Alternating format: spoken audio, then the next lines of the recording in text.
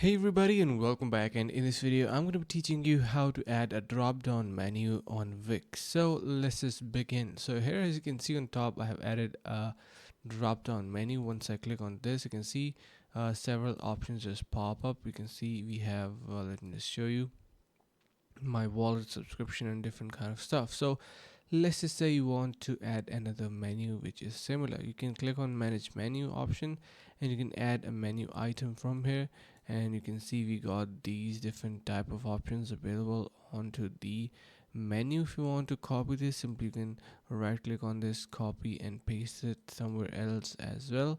You can see, and we got another menu, so you can simply copy it. If you want to remove a certain element from this section, what you need to do is simply click on manage menu, and here let's just say if I want to turn off a certain items, I can do that as well. I can resize, and yeah, so basically you can see I have all of the options showing up in here. If I want to add a login option here, you can do that as well. If you want to make it logged in, or maybe if you want to add something else, you can do that. So you can see we have manage menu, we have design, animation and effects, so we can add everything. And in the manage menu you can add your own pages and members pages and whatsoever you would like to add onto this drop down menu. So I hope this helps. Thank you so much for watching.